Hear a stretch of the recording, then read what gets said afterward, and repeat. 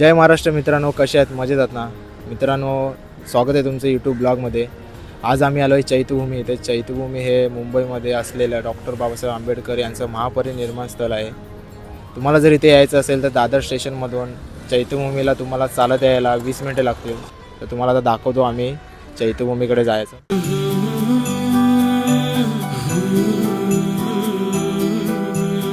मित्रांनो, आता आम्ही चैत्यभूमीला पोहोचलो आहे. तर इथे काय काय बघण्यासारखं आहे किंवा काय काय माहिती असेल तर ती तुम्हाला मी सांगेन.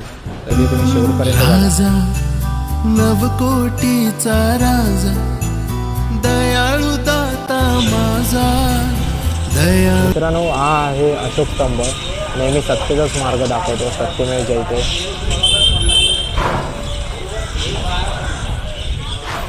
अत्यदीपभव म्हणजे स्वतःच्या जीवनाचा स्वतः प्रकाश बना.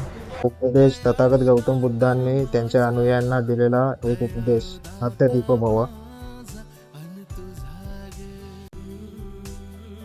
मित्रांनो, इथे छोटी छोटी दुकानं सुद्धा आहेत. त्यामध्ये महापुरुषांची मूर्ती आहेत, फोटोज आहेत आणि त्यांच्या जीवनावरती लिहिलेली पुस्तकं सुद्धा आहेत. जर तुम्हाला हवी असतील तर तुम्ही इथून घेऊ शकता.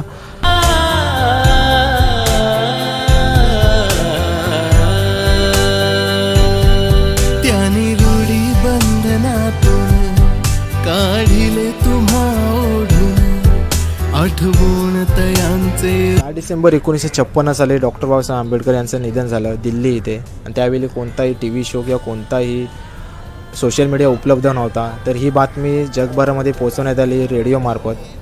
मित्रांनो, दिल्ली इथून डॉक्टर बाबासाहेब आंबेडकरांना अंतिम संस्कार विधीसाठी आणण्यात आलं चैत्यभूमी येथे.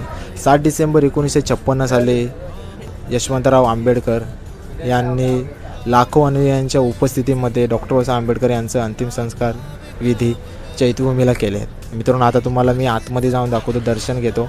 आणि मित्रांनो, तुम्हाला जर आतमध्ये जायचं असेल तर इथून तुम्ही फुलं किंवा मेणबत्ती इथून घेऊ शकता. आऊन स्मारकाकडे जा पूजा पहाती गडे अशी रास फुलांची पडे दर साल पुण्य ये बळे वर्षात 2दा घडे जा रांग लावण्या पुढे फुलहार घेऊन ताजा फुलहार घेऊन ताजा जा पूजाग पूजाग दयाळू दाता माझा.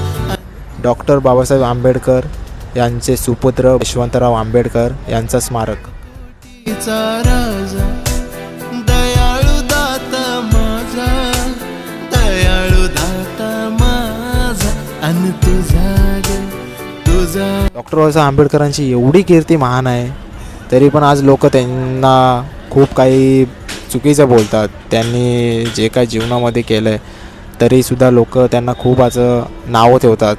आमच्या समाजासाठी काही नाही केलं, आमच्या धर्मासाठी काही नाही केलं. जे काही केलं ते फक्त दलित समाजासाठी, बौद्ध धर्मासाठी जे काही केलं आहे ते. पण मित्रांनो, तसं काही नसून तुम्ही संघर्ष बघितला, त्यांचं जीवन जर वाचलं तर तुम्हाला समजेल डॉक्टर बाबासाहेब आंबेडकरांनी त्यांच्या जीवनामध्ये काय काय केलं आहे. त्यांना शिक्षणाचा अधिकार नव्हता आणि शाळेच्या बाहेर बसून शिक्षण घेतलं. आज आपण बघतो की देशभरामध्ये डॉक्टर बाबासाहेब आंबेडकरांचं नाव आहे.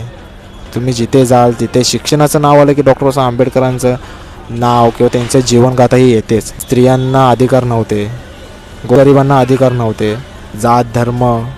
स्त्रियांसाठी हिंदू कोड बिल लिहिलं आहे डॉक्टर बाबासाहेब आंबेडकरांनी. खूप असे ग्रंथ लिहिले आहेत, खूप असे पुस्तकं लिहिले आहेत, ज्या पुस्तकांमधून आपल्याला खूप काही शिकण्यासारखं आहे. ते सत्याग्रह केले आहेत, जिथे की मंदिरामध्ये लोकांना जाण्यासाठी, पाया पडण्यासाठी कोणतीही परवानगी नव्हती. तर डॉक्टर बाबासाहेब आंबेडकरांनी कालाराम मंदिरात सत्याग्रह केला. पाणी पिण्यासाठी अधिकार नव्हता, चौदार तलाचा सत्याग्रह केला. स्त्रियांना कोणताही अधिकार नव्हता, म्हणून डॉक्टर बाबासाहेब आंबेडकरांनी हिंदू कोड बिल लिहिली. बाबासाहेबांनी लहानपणी त्यांच्या आईंना एक प्रश्न विचारला की आपल्याला जाती धर्मामध्ये कुणी वाटलं. त्यांच्या आईने सांगितले की मला माहिती नाही, कोणत्या तरी पुस्तकामध्ये लिहिलं आहे. तर डॉक्टर बाबासाहेब आंबेडकर बोलले की पुस्तकामध्ये जर चुकीचं असेल लिहिलेलं तर आपण चुकीचंच मानणार का? ज्या दिवशी मी पुस्तक स्वतः लिहीन त्यावेळी प्रत्येक लोकांना, प्रत्येक जाती धर्मातल्या लोकांना समान अधिकार असेल. आज आपल्या देशामध्ये स्त्रियांवरती अत्याचार होत असेल, कोणताही क्रिमिनल होत असेल तर संविधानाच्या अधिकारानुसार त्याला शिक्षा होते. माणुसकीचा अधिकार असेल, स्त्रियांना अधिकार असेल, हे सर्व संविधानामध्ये लिहिलं आहे. नवकोटीचा राजा दयाळू दाता. मित्रांनो, व्हिडिओ आवडला असेल तर लाईक करा आणि कमेंटमध्ये नक्की सांगा की व्हिडिओ कसा वाटला. शेअर करा, सबस्क्राईब करा